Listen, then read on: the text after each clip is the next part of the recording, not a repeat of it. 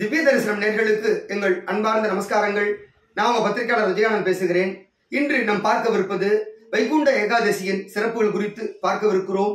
அதற்கு முன்பாக இந்த மார்கழி மாதத்தின் சிறப்பு வாய்ந்த ஆண்டாள் நாச்சியார் அருளிய திருப்பாவை மற்றும் மாணிக்க வாசக பெருமான் அருளிய திருவம்பாவை பாடல்களை நமது இசைக்கலைஞர் கர்நாடக இசைக்கலைஞர் டாக்டர் ஹைதராபாத் பி சிவா அவர்களுடைய மாணவர்கள் அற்புதமாக நமக்காக தொகுத்து வழங்கி வருகிறார்கள். எனவே ஆன்மீக அன்பர்கள் நாள்தோறும் அந்த திருப்பாவை மற்றும் திருவம்பாவை பாடல்களை கேட்டு எல்லா வல்ல சிவபெருமான் மற்றும் பெருமாளுடைய அருளுக்கு பாத்திரமாகும்படி உங்களை அன்போடு கேட்டுக்கொள்கிறேன். தற்பொழுது வீடியோவுக்கு செல்லலாம், வாருங்கள்.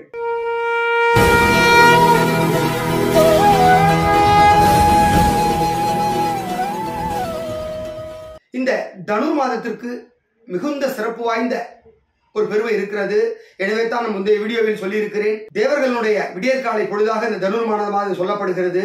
ஆகவே தான் தேவலோகத்தில் தேவர்கள் அதிகாலையில் எழுவது போன்ற நாமும் அதிகாலையில் எழுந்து குளித்துவிட்டு ஆலயங்களுக்கு செல்ல வேண்டும் என்பதை முந்தைய வீடியோவில் தெளிவாக சொல்லியிருந்தேன். அதாவது தட்சிணாயன புண்ணிய காலத்தினுடைய கடைசி மாதமாக இந்த மார்கழி மாதமானது சொல்லப்படுகிறது. தை மாதம் முதல் உத்தராயண புண்ணிய காலமானது தொடங்கிவிடும்.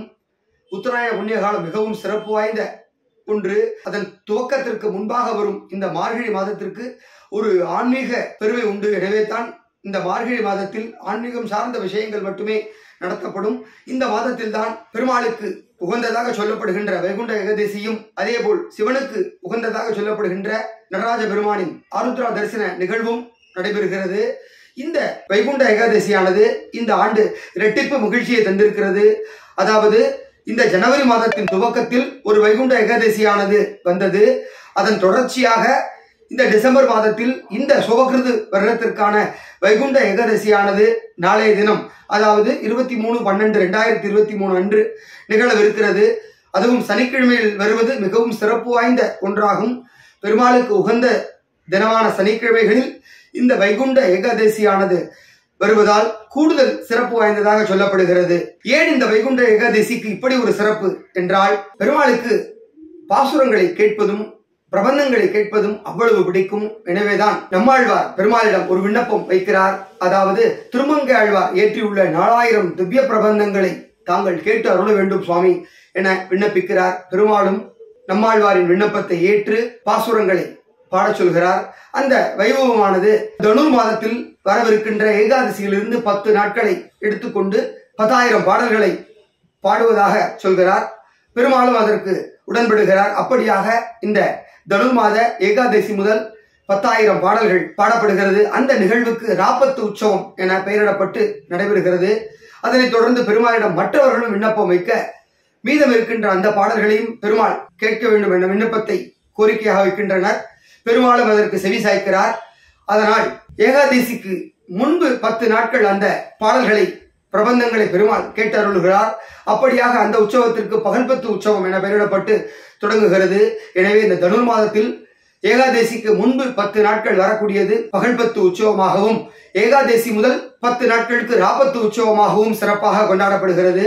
இந்த உற்சவ காலங்களில் பெருமாளுக்கு தைலக்காப்பு சாத்தப்படும். அந்த தைலக்காப்பானது பகல்பத்து உற்சவத்தின் பொழுது 10 நாட்களும் சாத்தப்பட்டு வைகுண்ட ஏகாதசி அன்று பெருமாள் சுரூப தரிசனத்துடன் நமக்கு காட்சி தருவார். அன்றைய தினம் பெருமாள் உற்சவரானவர் தங்க ஆபரணங்கள் வேட வைடூரியங்களை அணிந்து கொண்டு சேஷ புஷ்ப அலங்காரத்துடன் அந்த பரமபத வாசலை அடைவார். அந்த பரமபத வாசலை அடைந்தவுடன் இந்த வேத மந்திரங்கள் கோஷ்டிகள் முடிந்த பிறகு பரமபத வாசல் என சொல்லப்படும் சொர்க்கவாசல் வழியாக பெருமாள் பக்தர்களுக்கும் நம்மாழ்வாருக்கும் காட்சி தருவார். அப்படி காட்சி தருகின்ற அந்த பொழுது ஆனது உண்மையிலே நம்மை மெய்சிலிருக்க வைத்துவிடும்.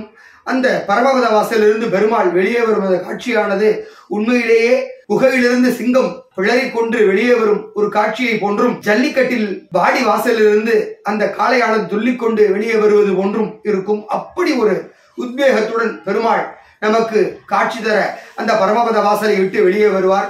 அந்த நிகழ்வானது ஸ்ரீரங்கத்தில் மிகவும் விமர்சையாக கொண்டாடப்படும். பூலோக வைகுண்டம் என்று சொல்லப்படுகின்ற அந்த ஸ்ரீரங்கம் அரங்கநாத சுவாமி ஆலயத்தில் பகல்பத்து உற்சவமானது மிகுந்த சிறப்போடு நடைபெற்றுக் கொண்டிருக்கிறது.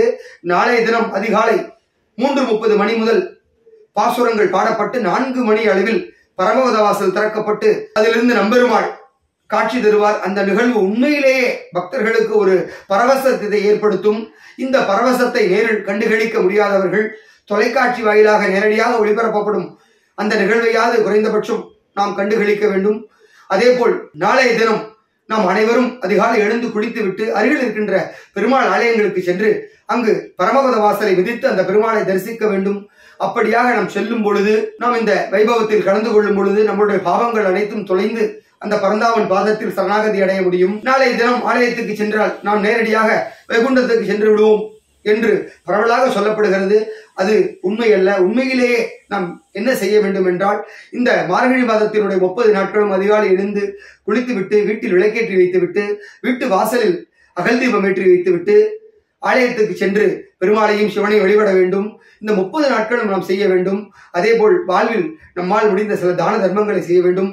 பிறருக்கு உதவி செய்ய வேண்டும். உதவி செய்யாவிட்டாலும் பிறருக்கு உபத்திரம் செய்யாமல் இருக்க வேண்டும். பிறர் மனை நோக்காமல் இருக்க வேண்டும். இப்படி வாழ்வில் சில நெறிமுறைகளை நாம் பின்பற்றி வந்தால் நமக்கு உண்மையிலேயே அந்த பூலோக வைகுண்டமானது கைகூடும். நாளைய தினம் ஆலயத்திற்கு சென்று சொர்க்க வாசலை மிதிக்கும்படி மிதித்தால் நமக்கு அந்த சொர்க்க வாசல் பதவி கிடைக்கும்.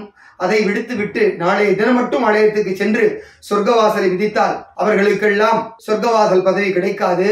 இந்த தாற்பயத்தை நமக்கு உணர்த்துவதற்காகவே இந்த மார்கழி மாதத்தில் வரக்கூடிய வைகுண்ட ஏகாதசி சிறப்பு வாய்ந்ததாக சொல்லப்படுகிறது. எனவே நாம் அனைவரும் இந்து தர்மத்தில் சொல்லப்பட்டுகின்ற தான தர்மங்களை செய்து, தர்மத்தின் பக்கம் நின்று, அறவழி காரியங்களை செய்து, ஆன்மீக பணிகளை செய்து, எல்லாமல்ல இறைவனின் அருளுக்கு பாத்திரமாகும்படி உங்களை கேட்டுக்கொள்கின்றேன். அதேபோல் நாளைய தினம் வரவிருக்கின்ற அந்த வைகுண்ட ஏகாதசி அன்று அனைவரும் அதிகாலை எழுந்து குளித்துவிட்டு ஆலயத்துக்கு சென்று பெருமாளை தரிசித்து விட்டு நாள் முழுதும் உபவாசம் இருந்து நாளைய இரவு கண் விழித்து விட்டு அதிகாலை குளித்துவிட்டு பெருமாளை தரிசனம் செய்துவிட்டு உங்களுடைய உபவாசத்தை முடித்தால் உண்மையிலேயே உங்களுக்கு இந்த வைகுண்ட ஏகாதசி விரதமானது கை கொடுக்கும். பொதுவாகவே ஏகாதசி விரதம் என்பது சிறப்பு வாய்ந்ததாக சொல்லப்பட்டிருக்கிறது. அதிலும் மார்கழி மாதத்தில் வரக்கூடிய அந்த வைகுண்ட ஏகாதசி அன்று விரதம் இருப்பவர்களுக்கு கூடுதல் பலன் கிடைக்கும், இரட்டிப்பு பலன் கிடைக்கும். எனவே நாளைய தினம் அனைவரும் ஆலயத்துக்கு சென்று பெருமாளை வழிபட்டு எல்லாமல்ல அந்த ஸ்ரீரங்கம் நம்பெருமாளுக்கு அருளின் பாத்திரமாகும்படி உங்களை கேட்டுக்கொண்டு அன்போடு விடைபெறுகிறேன். நன்றி, வணக்கம்.